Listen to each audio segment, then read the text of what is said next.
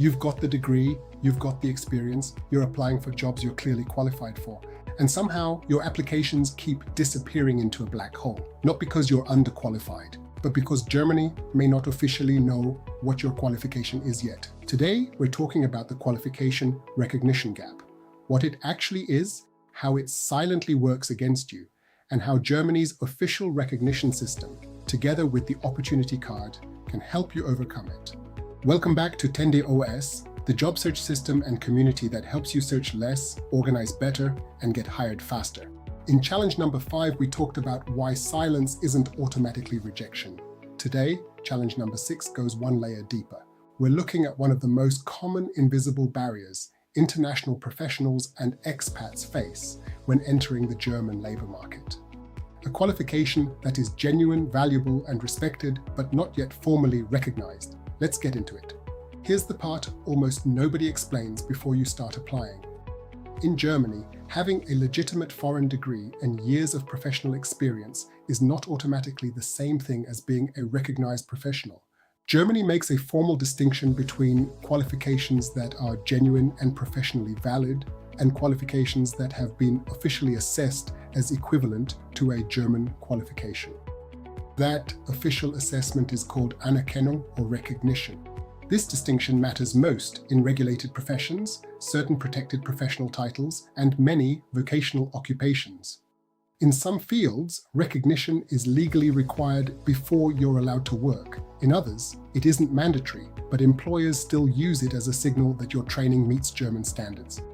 The challenge is that this filter is often invisible. Few employers will explicitly say, "We're prioritizing recognized qualifications." Instead, applications may simply move more slowly, receive less attention, or quietly fall behind candidates whose qualifications are already easier to evaluate. And unless you know recognition exists, it's easy to assume the problem lies somewhere else. Understanding the difference between regulated and non-regulated professions helps you decide how urgent recognition is for your situation. Regulated professions require formal recognition before you can legally practice. Examples include doctors, nurses, pharmacists, and teachers in public schools. Also, lawyers, tax consultants, and certain security-related professions. In these fields, recognition is not optional. It is part of the licensing framework itself. Without it, you simply cannot perform certain roles, regardless of your experience. Non-regulated professions do not legally require recognition. Examples include software development, marketing, business consulting, and project management. In these cases, employers can hire you without formal recognition. However, recognition can still provide a significant advantage. It gives employers confidence that your qualification has already been assessed, reducing uncertainty around job classifications and salary levels. So while recognition may not be a legal requirement, it can still be a competitive advantage. The key question is it a hard requirement or a soft advantage for you? Knowing the answer changes your strategy completely. Let's look at what this actually feels like in practice. Imagine you're a mechanical engineer with 8 years of experience and a strong degree from outside the EU. You find vacancies that match your profile almost perfectly. You apply. Then nothing happens. No interview, no rejection, just silence. Naturally, you start questioning everything. Maybe your CV isn't optimized. Maybe your German isn't good enough. Sometimes those things matter. But in some cases, the real issue is much quieter. Your qualification has never been formally compared to the German equivalent.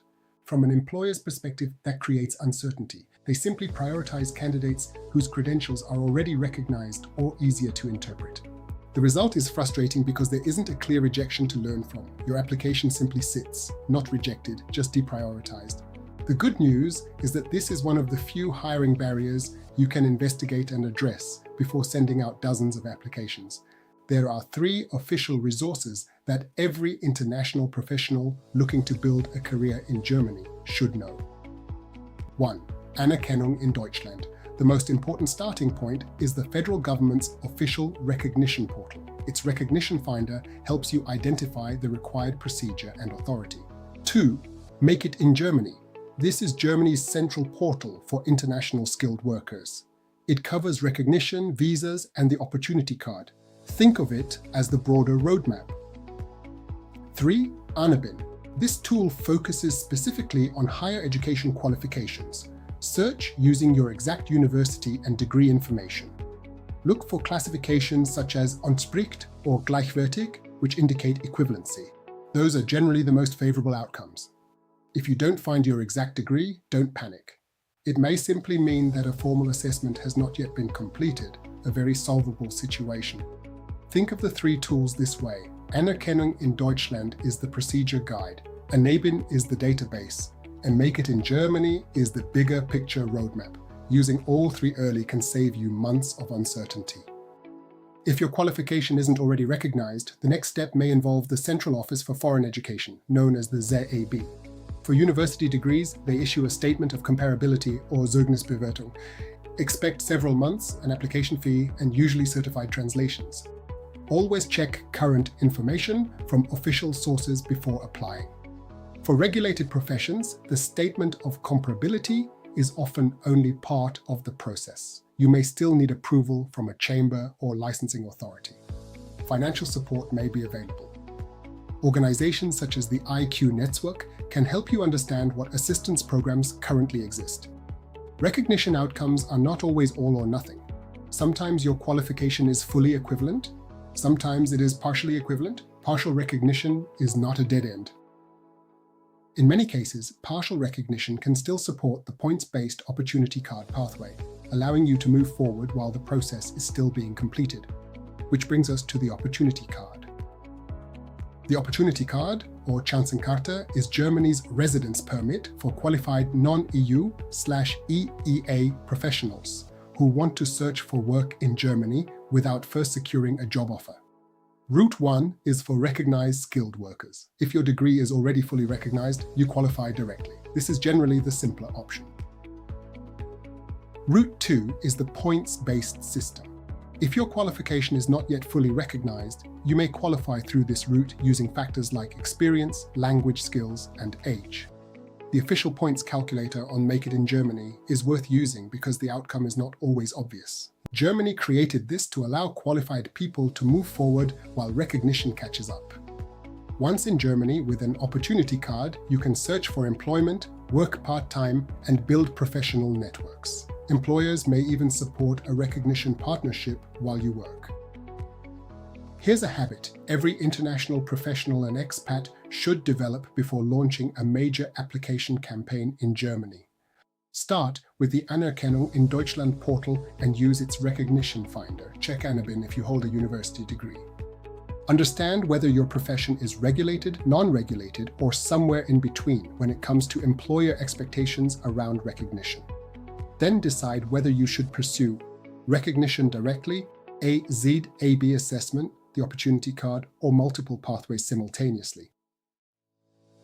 The earlier you understand your position, the fewer months you'll spend wondering why applications aren't moving. So here's the takeaway. Recognition isn't a judgment of your ability, it's an administrative process. And administrative problems have administrative solutions. It simply means you're walking through a different door.